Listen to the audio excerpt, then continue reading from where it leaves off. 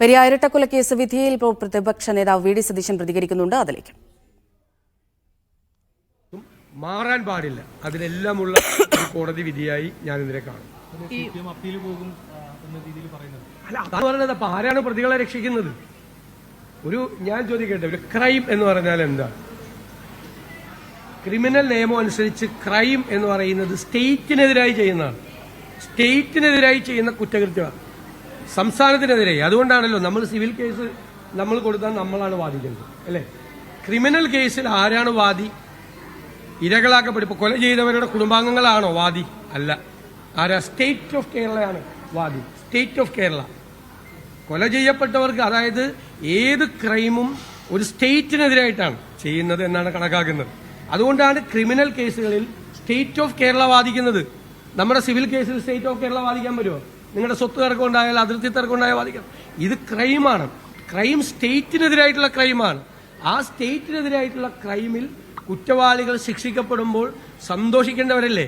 അതിനു പകരം ഈ ഭരണത്തിന് നേതൃത്വം കൊടുക്കുന്നവർ അപ്പീൽ പോകുമെന്ന് പറഞ്ഞാൽ ഏത് കുറ്റകൃത്യം ചെയ്തവനെയും, രണ്ട് ചെറുപ്പക്കാരെ, അല്ലേ, എന്തെല്ലാം പ്രതീക്ഷകളായിരുന്നു? ആ കുടുംബത്തിന്റെ മുഴുവൻ പ്രതീക്ഷകളായിരുന്നു.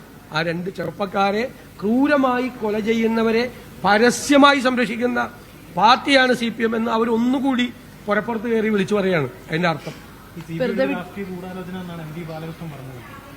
എങ്ങനെയാണ് ഗൂഢാലോചന? അപ്പൊ കോടതി പറയണ്ടേ? CBI എന്ത് ഗൂഢാലോചനയാണ് നടത്തിയതൂടെ?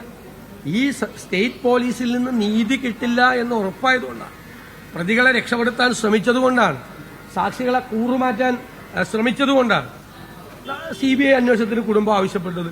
CBI അന്വേഷണം കോടതി അനുവദിച്ചതാണ്. ആ CBI കോടതിയാണ് വിചാരണ നടത്തിയത്. പ്രതികളൊന്നും കൂറുമാറാൻ പറ്റിയില്ല. സ്റ്റേറ്റ് പോലീസാണ് നടത്തിയെങ്കിൽ ഈ പ്രതികളെ മുഴുവൻ കൂറുമാറ്റിച്ചതിനെ ഭീഷണിപ്പെടുത്തി. പ്രതികളൊന്നും, സാക്ഷികൾ കൂറുമാറിയില്ല. അതുകൊണ്ടാണ് ഈ കേസ് ശിക്ഷിക്കപ്പെട്ടത്. ഈ കേസ് ശിക്ഷിക്കപ്പെട്ടിട്ടില്ലെങ്കിൽ അത് കൊടുക്കുന്ന മെസ്സേജ് എന്താണ്? ആരെയും ആർക്കും കൊല്ലാമെന്നല്ലേ? എന്ത് കാരണത്തിന്റെ പേരിലാണ് കുട്ടികളെ കൊന്നത്? എന്തിന്റെ പേരിലാണ്?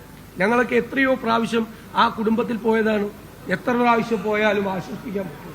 ആ കുടുംബാംഗങ്ങളെ ആശ്വസിപ്പിക്കാൻ പറ്റുമോ? എന്തിനു വേണ്ടിയിട്ടാണ് ഈ കൊല ചെയ്തത്? എന്നിട്ട് ഇപ്പോഴും ന്യായീകരിക്കുകയാണ്. ഇവര് ഈ അഖില ലോക അടിസ്ഥാനത്തിൽ അറിയപ്പെടുന്ന തീവ്രവാദി സംഘടനകളെക്കാൾ മോശമാണ്. അതിനേക്കാൾ മോശമാണ്. അവർ ഒറ്റ വെട്ടുവെട്ടിയാണ് കൊല്ലുന്നത്, അല്ലെങ്കിൽ ഒരു വെടികൊണ്ടാണ് അവർ കൊല്ലുന്നത്. തീവ്രവാദി സംഘടന ഇവർ ഇതുപോലെ പ്ലാൻ ചെയ്ത്, ആസൂത്രണം ചെയ്ത് വികൃതമായി കൊല്ലണം. എങ്ങനെ കൊല്ലണമെന്ന് പറയാണ്? ചന്ദ്രശേഖരൻ കൊന്നതുപോലെ മുഖം വികൃതമാക്കണം. അവന്റെ മുഖം കണ്ടാൽ അവന്റെ കുടുംബാംഗങ്ങൾ, ഭാര്യയും മകനും തിരിച്ചറിയരുത് എന്നാണ് പാർട്ടി നേതൃത്വം നിർദ്ദേശം കൊടുത്ത് കൊല്ലിക്കുന്നത്. ഭീകര സംഘടനകൾ പോലും ലോകത്തില്ല. ഒരു വെടികൊണ്ടോ ഒരു വെട്ടുകൊണ്ടാണ് കൊല്ലുന്നത്. ഇത് ക്രൂരമായ കൊലപാതകമാണ്. ഈ സംസ്ഥാനത്തിന് അപമാനകരമായ കാര്യം. നമുക്ക് നോക്കാം ആരൊക്കെയാണ് വീണ്ടും.